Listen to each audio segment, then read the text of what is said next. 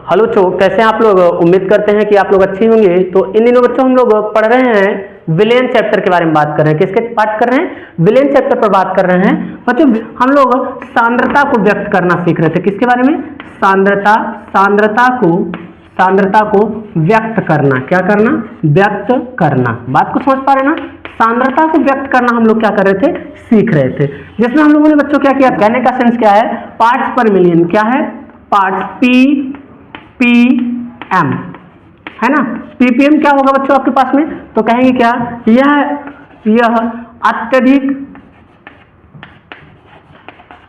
अत्यधिक सूक्ष्मतम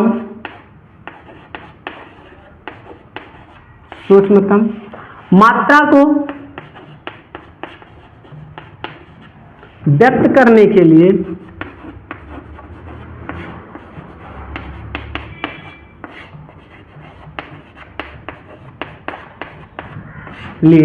किया जाता है। अत्यधिक सूक्ष्मतम तो क्या होता है? पार्ट्स पर मिलियन बराबर फार्मूला आपके पास में निकल के आएगा। पार्ट्स पर मिलियन बराबर आपके पास में फार्मूला निकल के आएगा क्या? कि अवयव के सभी भागों की संख्या, अवयव के भागों की संख्या, अवयव के भागों की संख्या बटे का क्या होगा? कुल विलयन के अवयव की संख्या गुणे क्या हो जाएगा? यहां हो जाएगा 10 की घात 6। बात को समझ पा रहे हैं ना? ये आपके पास में निकल के सामने आएगा। ये क्या है बच्चों? ये पार्ट्स पर मिलियन को ज्ञात करने का एक क्या है? फार्मूला है। बात को समझ पा रहे हैं या नहीं? तो देखिए बच्चों, आपके पास में एक सवाल भी आएगी जहां पे विलेन में हम लोग यहाँ पार्ट्स पर मिलियन में दिया रहेगा और हम इसकी 10 की घात 6 से क्या करते हैं? गुणा करते हैं। बात को समझ पा रहे हैं ना? तो इसके बारे में हम लोग आगे पढ़ेंगे। अभी बच्चों हम लोग क्या क्या है? पार्ट्स पर मिलियन को ज्ञात करने के लिए सूत्र पढ़े हैं। अब हम लोग नेक्स्ट सांद्रता को व्यक्त करने के नेक्स्ट कारक या नेक्स्ट पद को हम लोग देखते हैं। इसका आप लोग स्क्रीनशॉट वगैरह नोट्स बनाते चलिए, लिख लीजिएगा। फिर हम लोग क्या करते हैं? अब आगे बढ़ते हैं। देखिएगा आपके पास में क्या है कि अब नेक्स्ट नंबर सांद्रता को व्यक्त करने के लिए आपके पास में आता है मोल अंश। क्या आता है? मोल अंश। तो चलिए देखते हैं। देखिएगा बच्चों, मोल अंश है ना। क्या होता है बच्चों आपके पास में? मोल अंश है ना। अगर कोई आपसे पूछे कि मोल अंश क्या होता है तो आप लोग क्या बताएंगे कि मोल अंश, ये आपके पास में डिफिनेशन इसकी क्या होगी? तो इसके बारे में आप लोग चर्चा करेंगे कि क्या होता है मोल अंश। तो वो आप देखेंगे आपके पास में। देखिए बच्चों, मोल अंश तो लिखेंगे हम लोग क्या कि अवयव के देखिए मोल अंश की डिफिनेशन क्या है? अवयव के है ना मोलों की संख्या और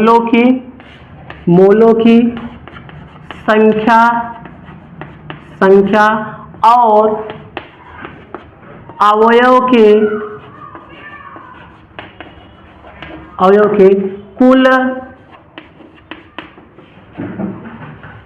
मोलों की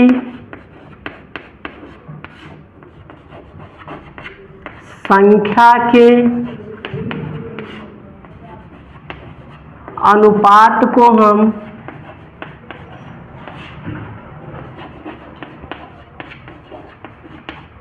हम क्या कहते हैं? मोल अंश कहते हैं। क्या कहते हैं? मोल अंश कहते हैं।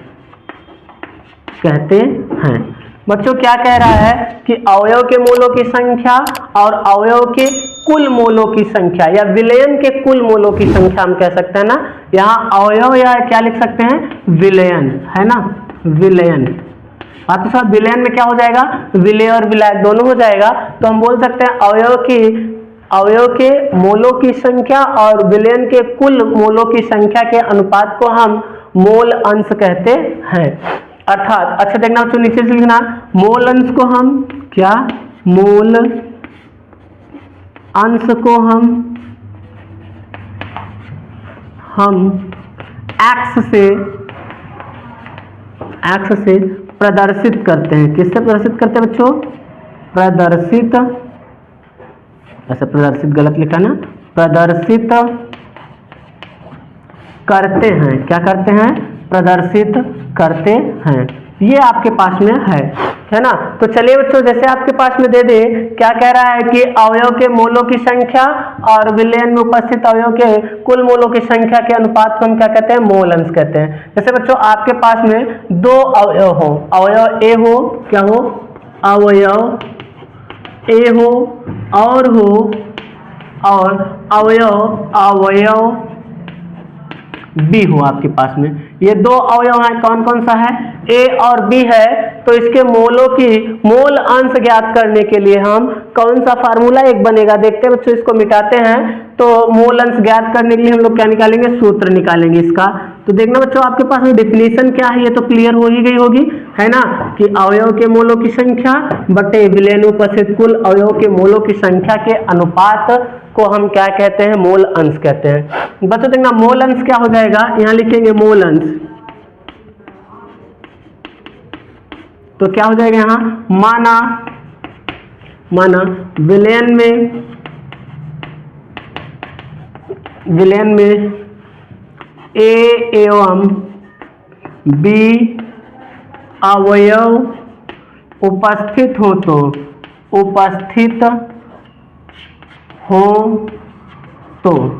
अगर दो अवयव उपस्थित है बच्चों, तो यहां से क्या निकालेंगे कि x ऑफ a, है ना।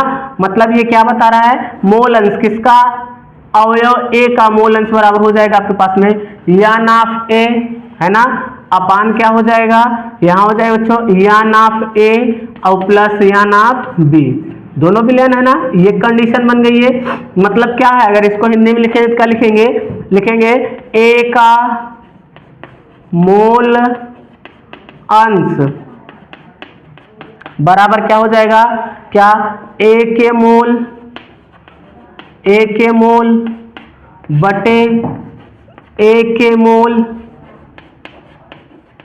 मतलब मोल की संख्या है ना, फिर मोल की संख्या प्लस b के मोल की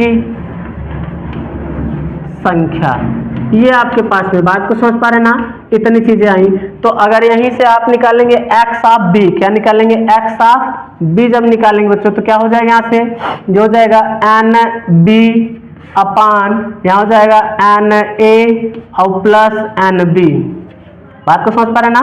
यहाँ nb कर देना, वहां na, यहाँ nb और यहाँ क्या हो जाएगा? na हो जाएगा। अगर इसको लिखेंगे तो क्या लिख सकते हैं?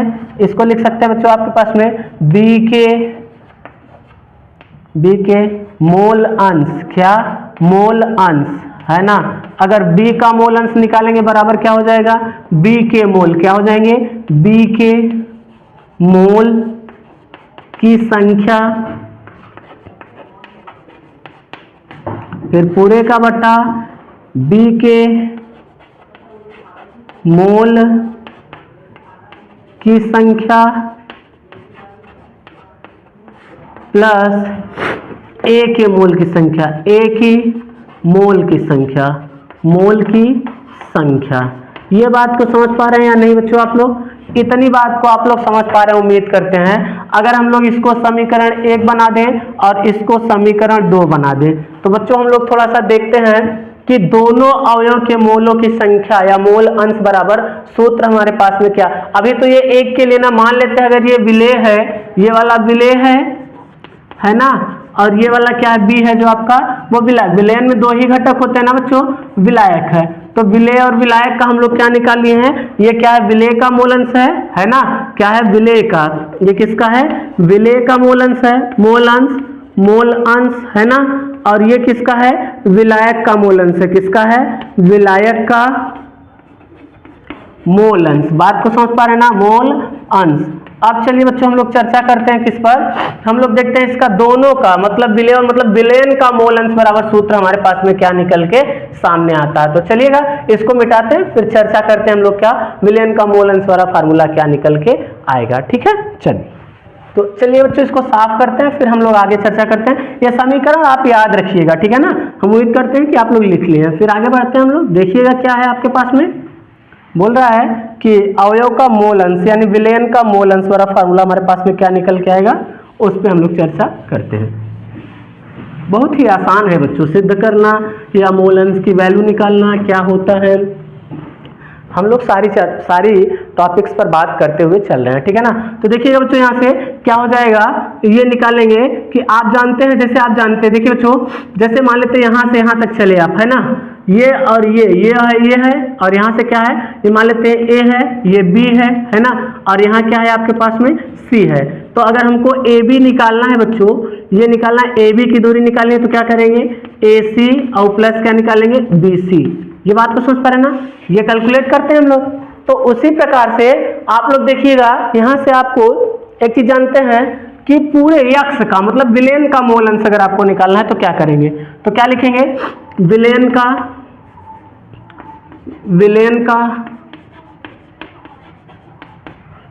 का मोल अंश बराबर बराबर क्या हो जाएगा बच्चों, मतलब क्या निकाल रहे हैं आप, x। तो क्या हो जाएगा, यहाँ बराबर हो जाएगा विलेय का मोल अंश, क्या हो जाएगा, विलेय का मोल अंश, है ना, यानी क्या, एन एक्स ऑफ ए, फिर क्या हो जाएगा प्लस, यहाँ बच्चों आप लोगों को दिख रहा होगा कि नहीं, अगर ना दिख रहा हो तो इधर लिख ले प्लस विलायक का मोल अंश, क्या हो जाएगा, विलायक का मोल अंश। कहने का सेंस क्या है, यानी एक्स ऑफ बी। ये तो हिंदी था, और इसको शॉर्टकट में लिखेंगे तो x इज इक्वल टू क्या हो जाएगा एक्स ए और प्लस का एक्स बी। अब दोनों फार्मूला रख लेते हैं हम लोग। तो यहाँ x बराबर हो जाएगा आपके पास में, एक्स ए कितना था, एन ए अपान क्या था, N A plus N B, यहाँ प्लस का चिन्ह लगाएंगे, ये क्या था, N B upon N B plus, ये बच्चों एन है, एक्स नहीं, एक्स बड़ा बड़ा बना है ना, तो आप लोग कंफ्यूज मत होइएगा कि ये एन है या एक्स है ना। तो यहाँ कितना हो जाएगा, एन बी और प्लस का क्या हो जाएगा, एन ए, है ना। अगर देखा जाए बच्चों इसका एलसीएम लेंगे तो हमारे पास में क्या आ जाएगा, यही आएगा, एन ए, है ना, N A plus N B, यही होगा ना। अच्छा कंफर्म हो, यही होगा। इसका इसमें करेंगे तो कितनी बार जाए, एक बार जाए, फिर इसका इसमें करेंगे तो क्या हो जाएगा, एन ए प्लस, अगर इसमें करेंगे तो एक ही बार जाएगा, फिर क्या हो जाएगा, एन बी। इस बात को समझ पा रहे ना, ये किसके बराबर था, x बराबर। तो देखना बच्चों ये वाला और ये वाला सेम है, तो ये से ये कट गया, तो यहाँ आपके पास में मिला क्या बच्चों, x बराबर क्या मिला, यहाँ से मिला आपके पास में 1। बात को समझ पा रहे ना। अच्छा देखा जाए बच्चों, यहाँ x बराबर 1 मिला, अगर कोई विलयन है, जैसे आप जानते हैं x बराबर क्या होता है, x1 प्लस x2 होता है। अगर x बराबर 1 मिला है, यहाँ 1 रख देंगे तो बराबर क्या हो जाएगा, x1 प्लस क्या हो जाएगा, x2 हो जाएगा। यहाँ अगर यहाँ से हम x1 की वैल्यू निकालेंगे तो क्या हो जाएगा आपके पास में 1 माइनस x2 हो जाएगा, जहाँ x1 और x2 क्या है, विलेय और विलायक है। बात को समझ पा रहे ना। अच्छा बच्चों हम लोग यहाँ देखिए, ये x मोल अंश कितना आया, 1 आया, तो हम लिख सकते हैं कि विलयन का मोल अंश कितना होता है, 1 के बराबर होता है ना। मतलब 1 के बराबर, 1 से बड़ा नहीं होगा बल्कि छोटा हो सकता है। बात को समझ पा रहे ना। तो मतलब इसका इंट्रैक्शन हम लोग लिखेंगे, इसको आप लोग लिख लियो बच्चों, उम्मीद करते हैं। इसको मिटाते हैं तो सूत्र आपके पास में क्या था पता है ना, ये वाला सूत्र निकल गया ना। ये तो हम लोग मोल अंश वाला वही सूत्र होगा, N A plus N B अपन, ये वाला ये दिख रहा है ना, यही आपके पास में सूत्र है, किसका है, मोल अंश, विलयन का मोल अंश ज्ञात करने के लिए क्या है, फार्मूला है। ये ध्यान रखिएगा इस बात को आप लोग, ये नहीं कि भूल जाइए इसके चक्कर में इसको भूल ही जाइए, तो अच्छा नहीं रहेगा ना। आपका काम, जरूरत यहाँ पड़ेगी बहुत ज्यादा इसकी, क्या है, x बराबर N A upon N A plus N B और प्लस क्या हो जाए, N B upon N B plus N A. बात को समझ पा रहे ना। चलिएगा अब इसको हम लोग मिटाते हैं। अच्छा देखते हैं यहाँ क्या मोलों की संख्या, पहले नोट पॉइंट में लिख लेते हैं, फिर हम लोग आगे बढ़ते हैं, है ना। अभी बात बहुत कुछ करना है ना, जितना आपको समझ में आ रहा है उससे कहीं ज्यादा बात हमको करनी है इसमें, है ना। देखिए बच्चों आपके पास में क्या है, तो बोल रहा है कि कह रहा है यहाँ पाए हैं क्या, x बराबर 1 पाए हैं, तो हम लिखेंगे क्या कि विलेन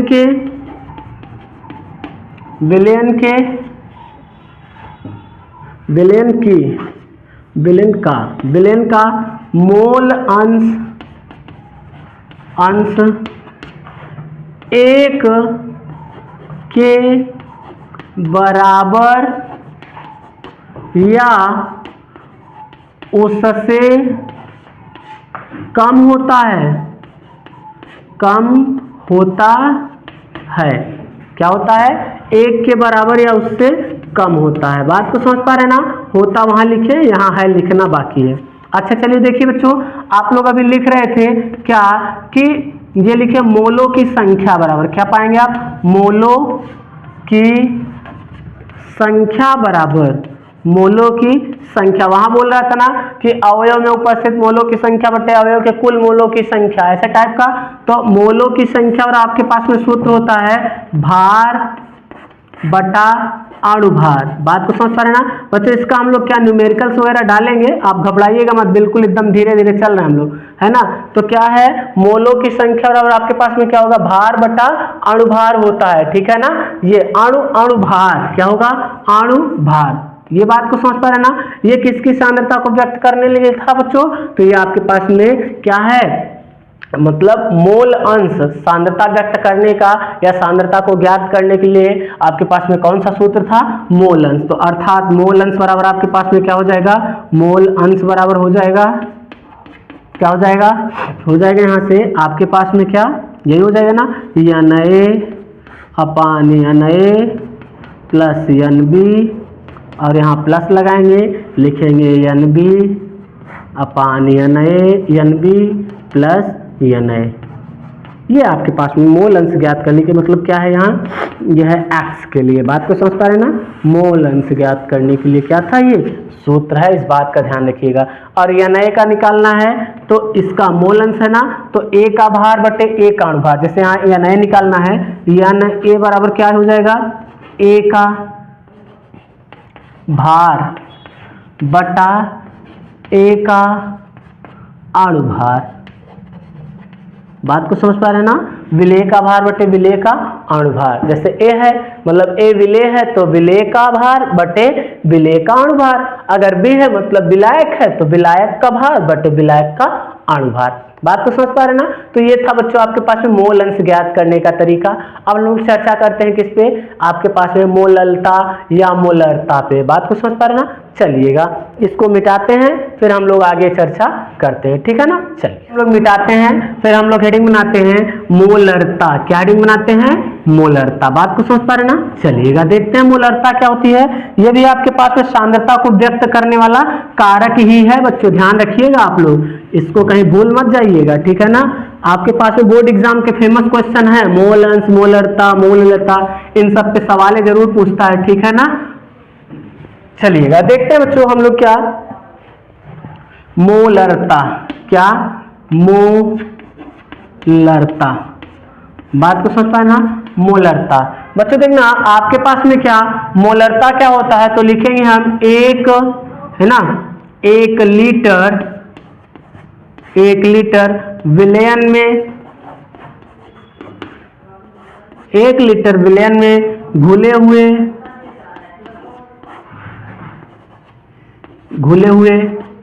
विलेय के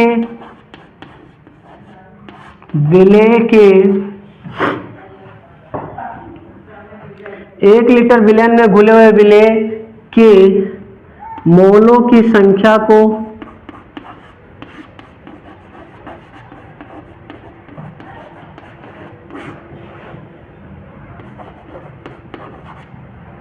हम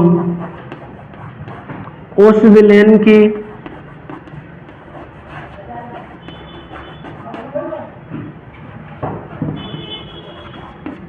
मोलरता कहते हैं। क्या कहते हैं बच्चों, मोलरता कहते हैं। बात को समझ पाना, अर्थात मोलरता बराबर क्या हो जाएगा, मोलरता बराबर आपके पास में फार्मूला, अच्छा बोल, मोलरता को बच्चों हम लोग क्या करते हैं, कैपिटल M से, है ना, या मोलर द्रव्यमान या C से प्रदर्शित करते हैं। तो मोलरता बराबर क्या हो जाएगा, विलेय के मोलों की संख्या, क्या हो जाएगा, विलेय के मोलों की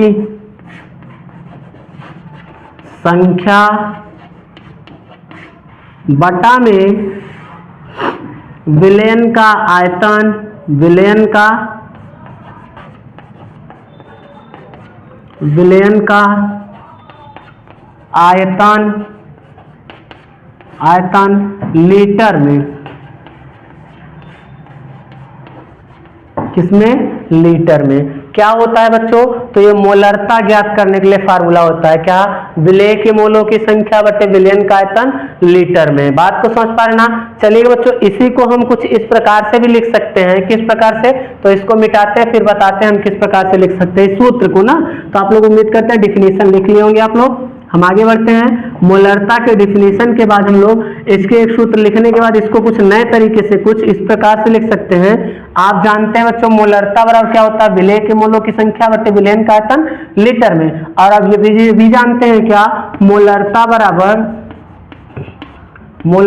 आप क्या जानते हैं, विलेय के मोलों की संख्या बराबर क्या जानते हैं, भार बटा अणुभार, है ना, अणुभार पूरे का बटा विलयन का आयतन, विलयन का आयतन किसमें, लीटर में, किसमें, लीटर में। बात को समझ पा रहे हैं ना। तो ये फार्मूला भी आप लिख सकते हैं, डायरेक्ट रख सकते हैं, है ना। तो ये आप लोग क्या है कि बहुत ही आसान तरीके से आप मोलरता, अच्छा इनकी सब क्या करेंगे हम लोग अभी हाल ही में, मतलब एक ये नॉर्मलता सॉरी मोलरता को पढ़ने के बाद इसके एग्जाम्पल्स पे चर्चा जरूर करेंगे, इन सारे के सारे। जैसे मोलन्स क्या होता है उस पर एक एग्जाम्पल सॉल्व करेंगे हम लोग, फिर मोलरता क्या होता है उस पर एक एग्जाम्पल सॉल्व करेंगे, फिर हम लोग सॉल्व करेंगे मोललता क्या होता है उस पर भी एक एग्जाम्पल को सॉल्व करेंगे। चलिएगा बच्चों, हम लोग नेक्स्ट नंबर हेडिंग बनाते हैं। आपके पास में कौन है, मोललता, क्या है, मोललता। बात को समझ पा रहे ना। चलिएगा, मोलरता क्या होती है बच्चों, मोलरता तो ये तो आप लोगों ने देख लिया। अब हम लोग हेडिंग बनाते हैं मोललता, क्या बनाएंगे, मोललता, क्या बनाएंगे, मोललता। बच्चों मोललता क्या होता है, तो लिखेंगे कि 1 किलोग्राम विलायक में, 1 किलोग्राम विलायक में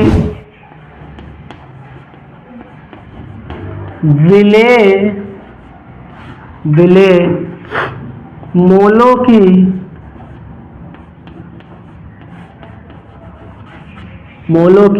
संख्या को हम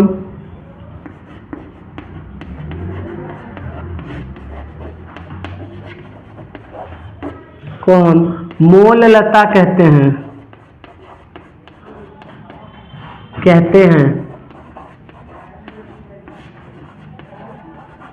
इसे स्मॉल m से प्रदर्शित करते हैं,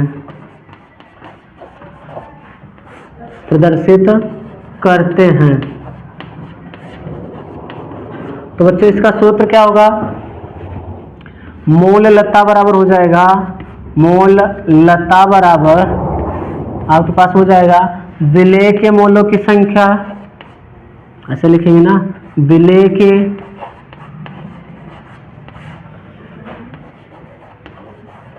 मोलों की संख्या बटा विलयन का या विलायक का द्रव्यमान किलोग्राम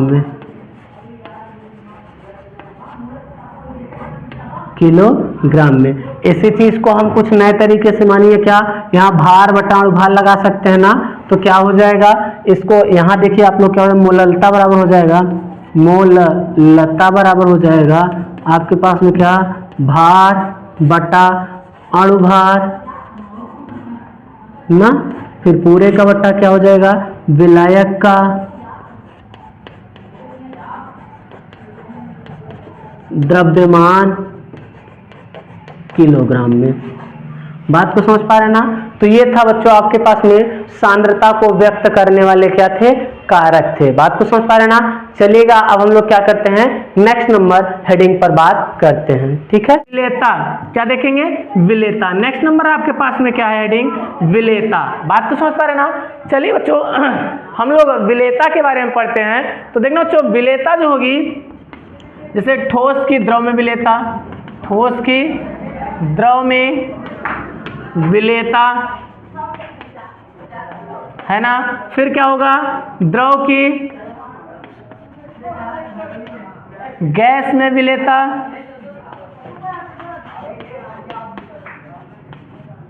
विलेयता।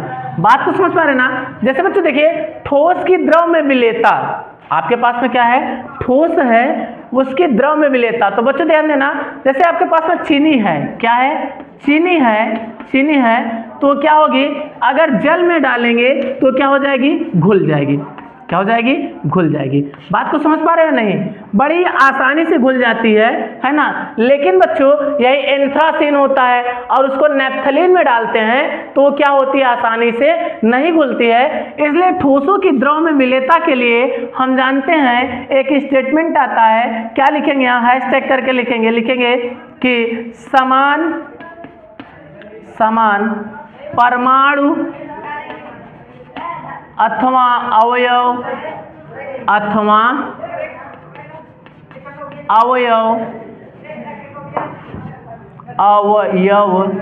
समान अवयव को ही घोलता है। बात को समझ पा रहे हैं कि समान को ही घोलता है। अब देखना बच्चों द्रवों की गैस, देखो बच्चों क्या कह रहा है कि समान परमाणु अथवा अवयव समान अवयव को ही क्या करता है, घोलता है ना। समान को घोलेगा। बात को समझ पा रहे ना? अब देखना बच्चों द्रव, ये गैसों की द्रव में विलेयता, ये बच्चों उल्टा हो गया था, गैसों की द्रव में विलेयता, गैसों की द्रव में विलेयता। तो देखना बच्चों गैसों की द्रव में विलेयता क्या होती है, इसको हम लोग साफ करते हैं फिर देखते हैं गैसों की द्रव में विलेयता। देखना बच्चों गैसों की द्रव में विलेयता के बारे में सर्वप्रथम आपके हेनरी नामक वैज्ञानिक ने क्या किया था, नियम प्रस्तुत किया था, है ना। किसने, हेनरी नामक वैज्ञानिक ने। क्या बोला था भाई, गैसों की द्रव में विलेयता, क्या, गैसों की द्रव में विलेयता, है ना, गैसों की द्रव में विलेयता। क्या लिखेंगे कि सर्वप्रथम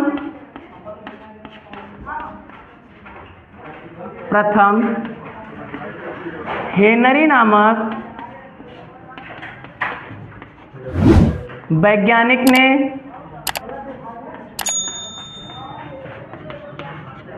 गैसों की द्रवों में विलेयता के बारे में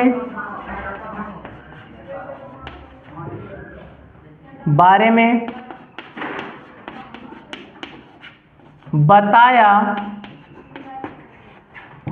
जिसे हम हेनरी का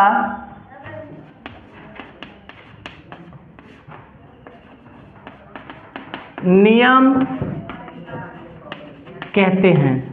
अब देखते हैं बच्चों हेनरी का नियम कहते हैं, बट हेनरी का नियम होता क्या है ना, कहते हैं हेनरी का नियम कहते हैं, है ना। इनके अनुसार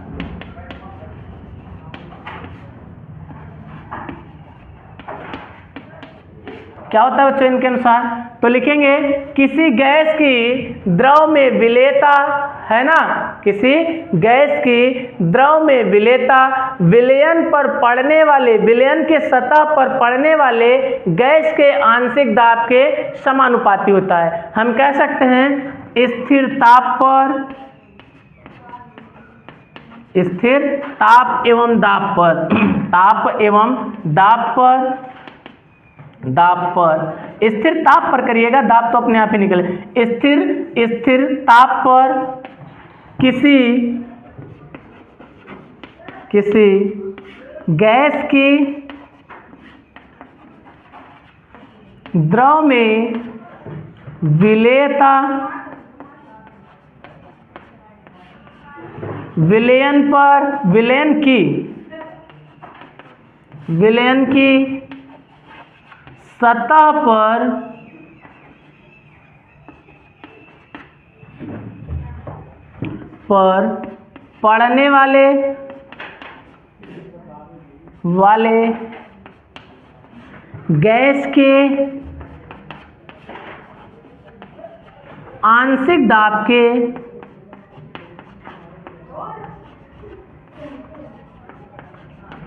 वाले गैस के आंशिक दाब के समानुपाती होता है।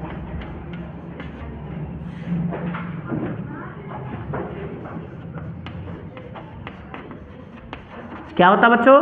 कह रहा है कि इनके अनुसार स्थिर ताप पर किसी गैस की द्रव में विलेयता विलयन की सतह पर पड़ने वाले गैस के आंशिक दाब के समानुपाती होता है। बात का समझ पा रहे ना? विलेय की विलेयता, यहां लिखेंगे द्रव के विलेय की विलेयता, विलेय की विलेयता। बात को समझ पा रहे ना? विलेय की विलेयता विलयन की सतह पर पड़ने वाले गैस के आंशिक दाब के समानुपाती होता है। अर्थात बच्चों क्या निकल के सामने आएगा?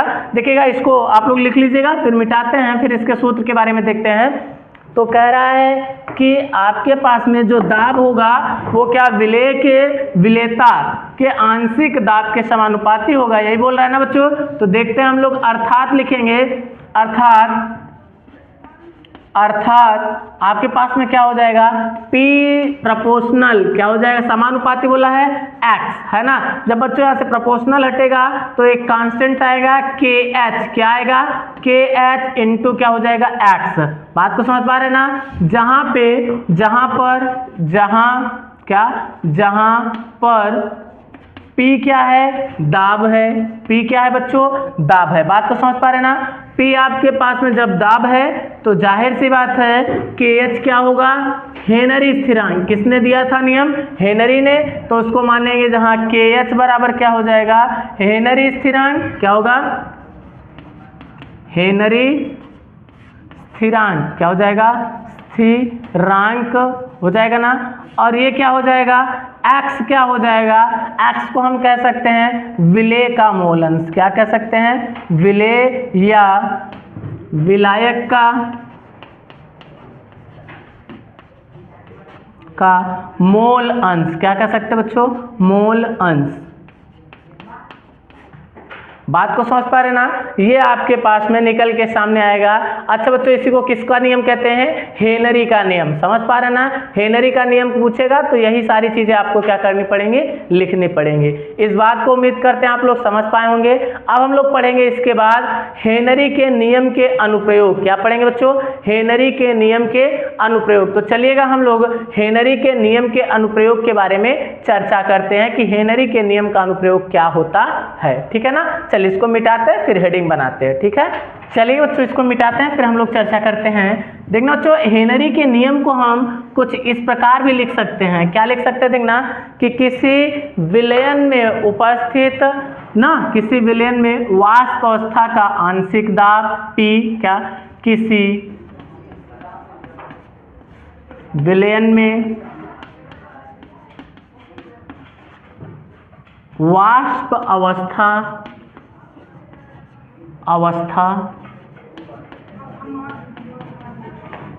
का आंशिक दाब P एवं विलयन में घुले विलेय के मोल अंश के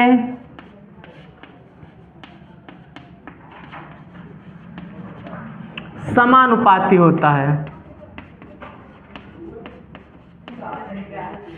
समानुपाती होता है। बात को समझ पा रहे ना? तो इसी सूत्र से निकला था P प्रोपोर्शनल क्या? X, और यहाँ P is equal to KH into x। बात को समझ पा रहे हैं ना? तो ये था बच्चों, तो इसको हम भी लिख सकते हैं, मतलब हेनरी के नियम को हम कुछ इस प्रकार से भी लिख सकते हैं। तो ये भी आपका क्या हो जाएगा, सही ही माना जाएगा, ठीक है ना। यही आपका हेनरी का नियम है। चलिए बच्चों, अब हम लोग बात करते हैं हेनरी के नियम के अनुप्रयोग। बच्चों, हेनरी के नियम का अनुप्रयोग क्या होता है, कहाँ कहाँ यूज करते हैं हम लोग हेनरी के नियम का, ठीक है ना। तो देखते हैं बच्चों, यहाँ से मिटाते हैं और हेडिंग बनाते हैं हेनरी के नियम का अनुप्रयोग, ठीक है ना। क्या हेडिंग बनाएंगे, हेनरी के नियम का अनुप्रयोग। देखना बच्चों, यहाँ लिखेंगे हेनरी के नियम का अनुप्रयोग, ठीक है ना। हेनरी के नियम का अनुप्रयोग। बच्चों, हेनरी के नियम का अनुप्रयोग क्या होता है, तो नंबर 1 बच्चों, क्या, शीतल पेय पदार्थों में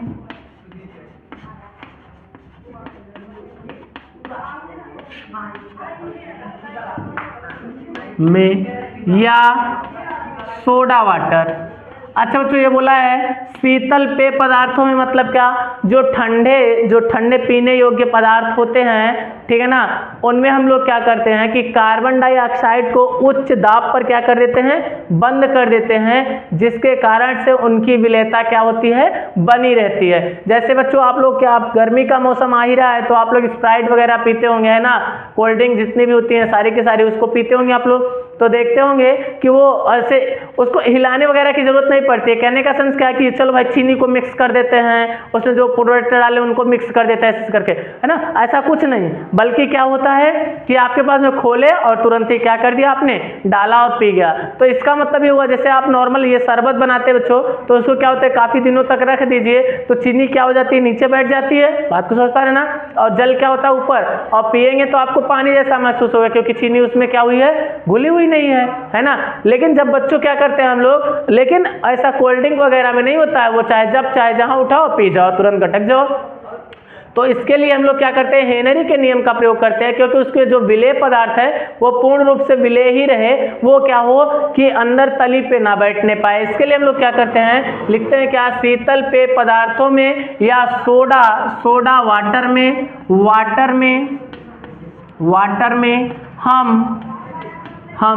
हम क्या करते हैं, कार्बन डाइऑक्साइड को, जो गैस निकलती है ना, ऐसे खोलते तुरंत भट्ट से निकल जाती है पूरी की पूरी, है ना, तो वो चीज क्या होती है, कार्बन डाइऑक्साइड को अधिक दाब पर बंद करते हैं, जिससे उनकी विलेयता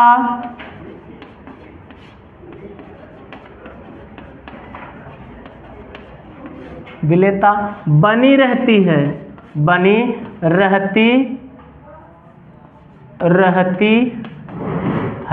बात को समझ पा रहे ना।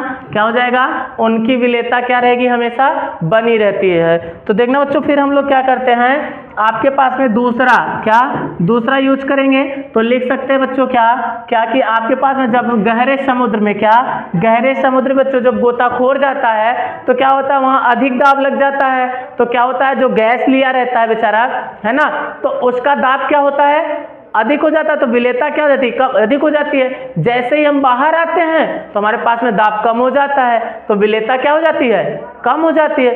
तो बच्चों, इसमें प्रॉब्लम क्या हो जाती है कि हमारी जो नसों में, जो हमारे शरीर में ऑक्सीजन गई है, वो क्या होती है, नाइट्रोजन या जो भी होता है, तो वो बुलबुले बना लेता है, जिसका फटने से हमारे शरीर में क्या छाले निकल आते हैं, और ये से मरने का डर हो जाता है हमको। बात को समझ पा रहे ना, या हमारी याददाश्त का खतरा रहता है। बात को समझ पा रहे ना।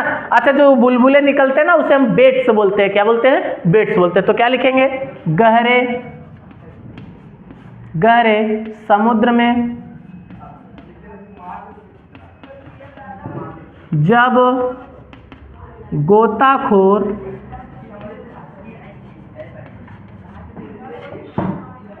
जाते हैं तो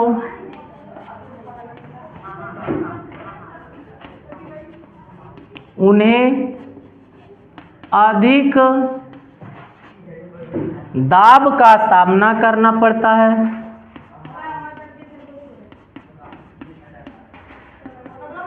सामना करना पड़ता है। जैसे ही दाब का सामना करना पड़ता है, जिससे उनमें विलेयता बढ़ जाती है।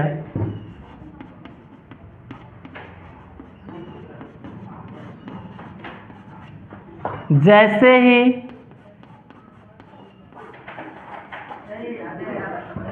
दाब कम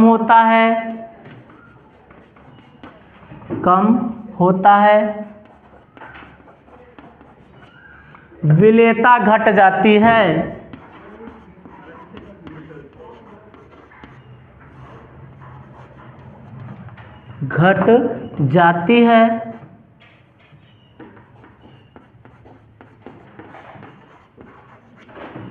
जिससे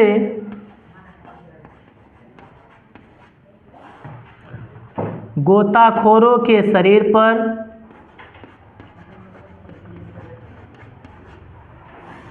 और ऊपर लिख देते हैं बच्चों, जिससे इसको लिख लिए होंगे आप लोग, इसको मिटा देते हैं, है ना। जिससे गोताखोरों के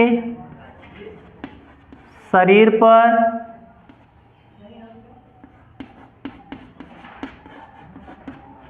है ना क्या होते हैं, छाले या बुलबुले, है ना, बुलबुले निकल जाते हैं, जिसे हम बेट्स कहते हैं। क्या कहते हैं? बेट्स कहते हैं, है ना। जिससे हमारी इसके फटने से क्या होता है कि मतलब जान जाने का खतरा रहता है। जान मतलब क्या? जान, मृत्यु होने का लिख लेना, मृत्यु होने की आशंका होती है।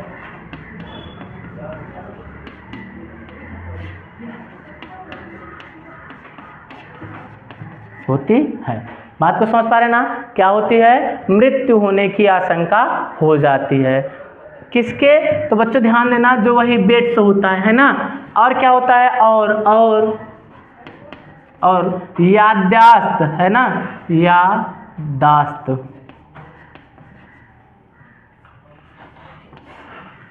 का भी खतरा रहता है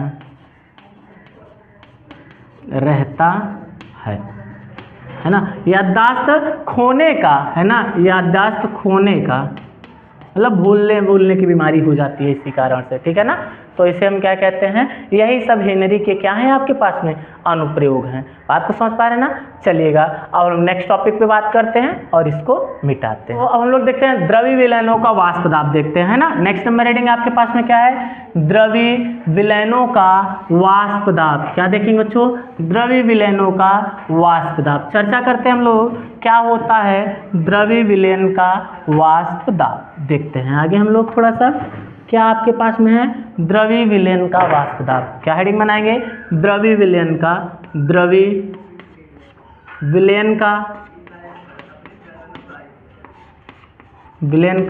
वाष्प दाब। क्या? वाष्प दाब। द्रवी विलयन का वाष्प दाब क्या होता है बच्चों? तो चर्चा करेंगे हम। तो इसके बारे में सबसे पहले राउल्ट ने अपना नियम प्रस्तुत किया। किसने?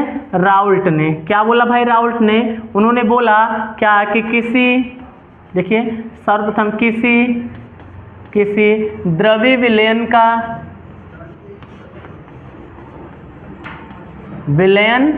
के अवयवों का आंशिक